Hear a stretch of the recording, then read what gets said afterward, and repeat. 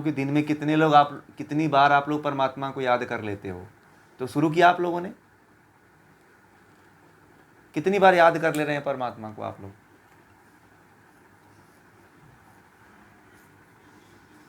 मुश्किल से एक बार। ईमानदारी पूर्वक बताएं आप। हैं? पूरा दिन आप, जिम्मी जी जो है ना पूरे दिन याद कर रही हैं, इनके लिए एक बार मतलब तालियां भी हो जाएं, क्योंकि ये बहुत सौभाग्य का विषय है कि ये जो है दिन भर जो है याद कर रही हैं। ये बहुत बड़ा उपलब्धि है ना। और कौन लोग हैं जो परमात्मा को कम से कम दिन में 2 बार 3 बार याद कर लेते हैं? अरे 2 बार तो हमारे साथ आप लोग याद कर लेते हैं। है ना, 2 बार तो आप हमारे साथ परमात्मा को याद कर लेते हैं। अब बताइए, 2 बार से अधिक बार बताइए। सब लोग 2 बार, जितने लोग जुड़ते हैं 2 बार तो परमात्मा का नाम याद कर ही लेते हैं। ठीक है, हाँ वही चालू होता है। और बीच बीच में आप कभी कभी परमात्मा को याद जरूर किया करिए। आपको लगे ना कि मेरा कुछ भूल रहा है, आपको ऐसा होना चाहिए। हाँ वही तो, तभी भी तो याद करते हैं। गायत्री मंत्र के अर्थ को मैं बताते हुए आप लोगों को प्रार्थना करवाता हूँ कि उसके अर्थ को आप समझ पाओ। और देखिए, जब कोई भी मंत्र पढ़िए तो उसका अर्थ पहले जानिए। बिना केवल मंत्र को पढ़ने से कुछ नहीं होता है, क्योंकि मंत्र को केवल पढ़ के चले जाओगे तो संस्कार बनेंगे ही नहीं ना। जब संस्कार नहीं बनोगे तो किसको याद करोगे भाई? रट्टू तोता थोड़ी बनना है हमें। जो मैंने वही बताया, जिस व्यक्ति के बारे में जिसने जीवन भर हरे कीर्तन किया और मरते समय गाली दिया, वही फिर अंत में बनेंगे। ठीक है, इसीलिए आपने देखा होगा भारत के जो इस समय के बुजुर्ग हैं, जो 19वीं 20वीं शताब्दी के जो बुजुर्ग देखने को आपको मिलेंगे, उन 20वीं शताब्दी के, वो लोग मरते हुए गाली ही देते हैं। थोड़ा सा उनका स्वभाव बेकार हो जा, वो चिड़चिड़ापन हो जाता है उनके स्वभाव में, क्योंकि ज्ञान नहीं रहता है। अज्ञानता के कारण व्यक्ति चिड़चिड़ापन हो जाता है और मरते समय गाली देने लगता है। ठीक है, तो इसीलिए ज्ञानी होना जरूरी है, हमें रट्टू तोता नहीं बनना है। आपको गायत्री मंत्र बताया हुआ है तो गायत्री मंत्र के अर्थ को आप जानिए। क्या होता है गायत्री मंत्र का अर्थ? मैं बोलता हूँ, हे प्राण स्वरूप। तो जिसका स्वरूप ही प्राण है वह कौन है? वह ब्रह्म है। हे प्राण स्वरूप दुख नाशक, यानी कि जो दुख का नाश करने वाला है। और दूसरा सुख, हाँ बहुत अच्छी बात है। लिख लीजिए, हे प्राण स्वरूप दुख नाशक, जो दुख का नाश करता है। सुख स्वरूप, और जो सुख को देने वाला है, आनंद को देने वाला है। हे प्राण स्वरूप दुख नाशक, सुख स्वरूप, श्रेष्ठ, जो सबसे श्रेष्ठ है, उससे बड़ा कोई श्रेष्ठ भाई नहीं है। तेजस्वी, तेजस्वी जिसमें सब दुनिया का सबसे बड़ा तेज है, उसके अलावा वो सबको तेज देता है, इसीलिए उसको तेजस्वी कहा जाता है। प्रकाश देने वाला है। और पाप नाशक, यानी कि हमारे जो पाप हैं उनको नष्ट करने वाला। तेजस्वी, पाप नाशक, देव स्वरूप, देवताओं के मतलब ब्रह्म का स्वरूप है जो,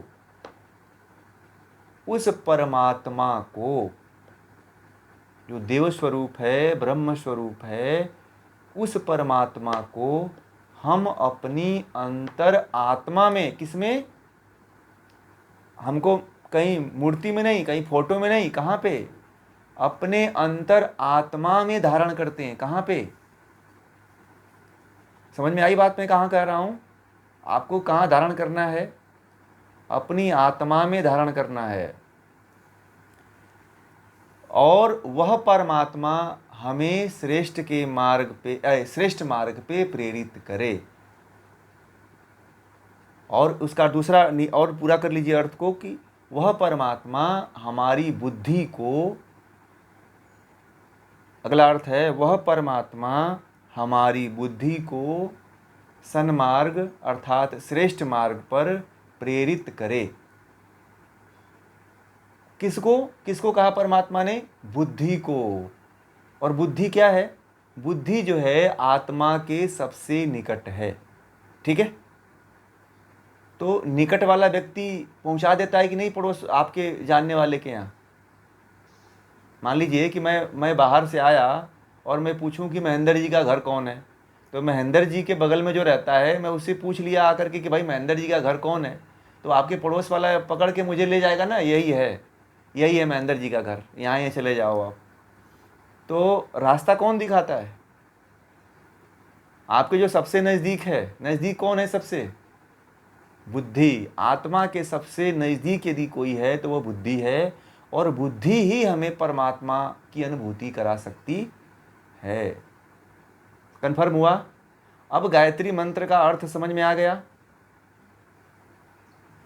सन्मार्ग के बुद्धि को श्रेष्ठ मार्ग पर प्रेरित करे, श्रेष्ठ मार्ग पर, सन्मार्ग पर प्रेरित करे। अब ये बात आप लोगों को समझ में आ गई, अर्थ गायत्री का आ गई ना? तो आप जब गायत्री मंत्र पढ़ना तो इसका चिंतन करना। जब आप एक एक शब्द का चिंतन करोगे, जैसे मैंने बताया कि पाप नाशक है, ठीक है, दुख नाशक है, सुख स्वरूप है, श्रेष्ठ है, तेजस्वी है, पाप नाशक है, ब्रह्म के स्वरूप है, और हम उसको अपने अंतःकरण में धारण करते हैं, और वह परमात्मा, इसलिए वह परमात्मा हमारी बुद्धि को श्रेष्ठ मार्ग पर प्रेरित करे। अब इसमें कुछ बचा ही नहीं, इन शब्दों में कुछ बचता ही नहीं, सब कुछ आ जाता है। आपका जीवन आ जाता है, आपका मरण आ जाता है, आपका अध्यात्म आ जाता है। एक एक शब्द की व्याख्या यदि करें तो कम से कम मुझे 1 महीने का समय लग चाहिए गायत्री मंत्र के व्याख्या के लिए, क्योंकि एक एक शब्द अपने आप में, एक शब्द जो है प्राण स्वरूप जो है शब्द जो है, कम से कम इसके लिए 1 हफ्ता चाहिए एक शब्द पे। ये जो प्राण स्वरूप मैंने बोल दिया ना, बहुत आसान लगा आपको, एक शब्द है, परंतु उसकी व्याख्या जो है 1 हफ्ते की है।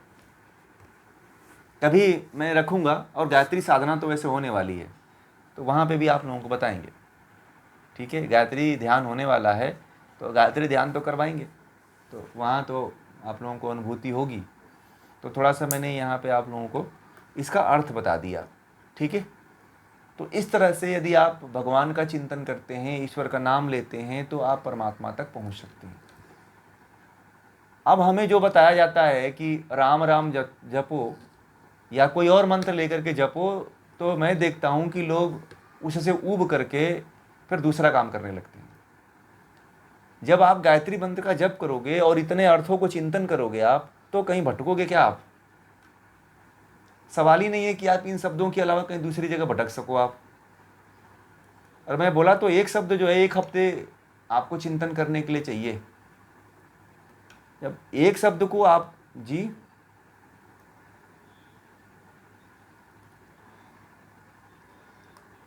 बाद में बोलिए,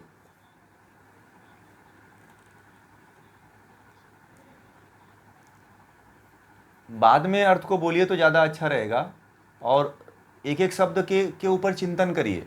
जैसे कि आपने अब जैसे गायत्री मंत्र को पढ़ा आपने, तो सबसे पहले उसमें शब्द है प्राण स्वरूप, ठीक है, दूसरा शब्द है दुख नाशक, तीसरा शब्द है सुख स्वरूप, चौथा शब्द है श्रेष्ठ, पांचवा शब्द है तेजस्वी, छठवां शब्द है पापनाशक, सातवां शब्द है परमात्मा, और आठवां शब्द है बुद्धि। ठीक है, और श्रेष्ठ मार्ग है, उस पर ले जाना है हमें। श्रेष्ठ मार्ग यानी कि मुक्ति का मार्ग। दुनिया में सबसे श्रेष्ठ मार्ग किसको कहा जाता है? यदि आप लोगों से कहा जाए कि दुनिया का सबसे श्रेष्ठ मार्ग कौन है, तो किसको आप बताएंगे? ज्ञान का मार्ग, मुक्ति का मार्ग, ठीक है, कल्याण का मार्ग ही सबसे श्रेष्ठ मार्ग है। अब ये मत कह देना कि आप लोग की जिसमें हमें फ़ायदा हो, जिसमें हमें सुख मिले, जिसमें हमें लाभ मिले, वह जो है सबसे श्रेष्ठ मार्ग है। नहीं, वो क्षणिक है, वो है श्रेष्ठ, आपकी नज़र में लगता है, परंतु क्षणिक होता है।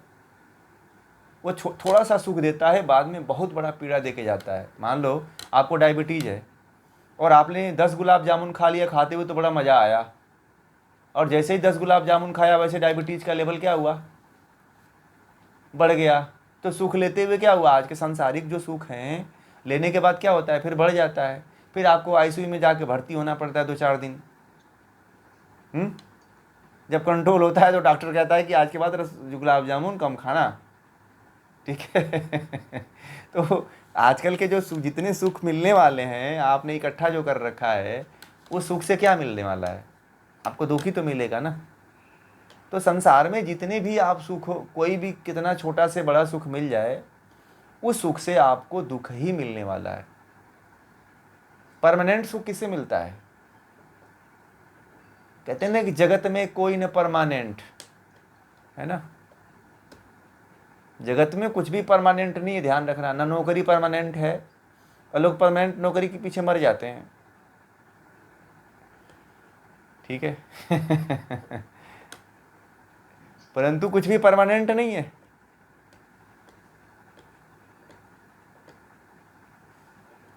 हाँ, देश, बहुत अच्छी बात कहा, केवल मृत्यु ही निश्चित है, बाकी और कुछ इस दुनिया में कुछ भी निश्चित नहीं है। सबका अंत होना निश्चित है। आपको ये भी पता है कि मेरी मृत्यु है, होनी निश्चित है, परंतु फिर भी आप कुछ नहीं कर पाते हो। क्यों नहीं कर पाते हैं बताइए? बेहोशी में हैं, आप नशे में हैं, इसलिए नहीं कर पाते हैं। आपको दुख तो है कि मुझे मरना है, आपको पता है कि मुझे मरना है, परंतु पता है आप क्या करते हैं, अपने आप को उलझा लेते हैं। कभी खिलौने में उलझा लेंगे, बच्चों की तरह मोबाइल देखने लग जाएंगे, टीवी देखने लग जाएंगे, कहीं बातचीत करने लग जाएंगे। व्यक्ति अपने आप से जुड़ना नहीं चाहता है, अपने आप को बच्चों की तरह उलझा करके रखना चाहता है। जैसे बचपन में माँ बाप बच्चों को उलझाने के लिए खिलौना दे देते हैं, उसी तरह जब हम लोग बड़े हो जाते हैं तो अपने आप को उलझा लेते हैं। कोई टीवी में उलझा लेता है, कोई खेल में उलझा लेता है, कोई नाचने गाने में अपने आप को उलझा लेता है, तो कोई सामाजिक कार्यों में अपने को उलझा लेता है। परंतु जिस कामों में आप उलझाते हो उससे आपको कुछ मिलने वाला नहीं है, मुझे जहाँ तक लगता है। और मान लीजिए कि भगवान श्री कृष्ण ने कहा कि चलो सामाजिक कार्य करो, परंतु उसमें निष्काम पूर्वक नहीं कर पाते हो ना आप, निष्कामता नहीं आ पाती है। सामाजिकता में जब लोग सामाजिक कार्य करने जाते हैं तो वहाँ पे स्वार्थ देखने लगते हैं कि अरे इसका फल मिलेगा कि नहीं मिलेगा, हमको क्या मिलेगा, कितना फ़ायदा होगा, कितना हम काम करेंगे तो कितना हमें मुनाफा होगा, है ना। तो स्वार्थ की जहाँ पे भावना आ जाती है तो वो कर्म नहीं रहता है, फिर अकर्म हो जाता है। आप लोगों को बता चुका हूँ मैं तो, है ना। जब आप स्वार्थ की भावना रख दोगे तो फिर कर्म हो ही नहीं पाता है, फिर अकर्म हो जाता है वो आपका, उसका फल जो है बुराई होता है। तो यही है कि इसीलिए जो है अपने जीवन को सही दिशा की तरफ लेके चलिए, सही संस्कार डालिए, इसका एक ही निचोड़ है, ज्ञान को प्राप्त करिए। भारत में हर जगह हर मोड़ पे ऋषि मुनि रहा करते थे और ज्ञान मिल जाया करता था। अब ज्ञानी नहीं बचे हैं, ढोंगी ज़्यादा हो गए हैं, ठीक है। ज्ञान देने वालों के पास भीड़ बहुत कम है, लोग जाते नहीं हैं, ढोंग करने वालों के पीछे लोगों की बहुत बड़ी भीड़ है।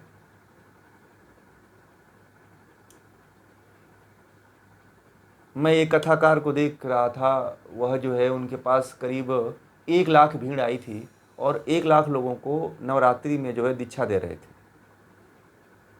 और सबको पंडाल में बैठाए हुए थे और कह रहे थे कि गुरु मंत्र दे रहा हूँ, और सब लोग सबके कानों में जा कर के हमारे वॉलेंटियर्स जो है गुरु मंत्र का फूकेंगे, और उस मंत्र को आप लोग लेकर के जीवन पर्यंत आप, ये आपके लिए वो रहेगा, गुरु मंत्र रहेगा और आप इसको जपते रहना। अब उनके साथ ज्ञान तो उनको मिला ही नहीं बेचारों को, वही बेचारे आते हैं, नाचते हैं, या तो नाचते हैं या तो रोते हैं। दो ही काम होता है कथाओं में, या तो हाथ उठा करके पूरा नाच ही लेंगे भजन में, या तो बैठे बैठे पूरा आंसू गिरा कर रो ही लेते हैं।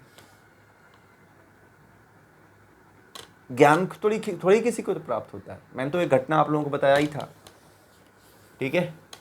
इसके बारे में मेरे साथ जो एक व्यक्ति का प्रत्यक्षीकरण हुआ है, उस व्यक्ति की घटना मैं आप लोगों को बता चुका हूँ।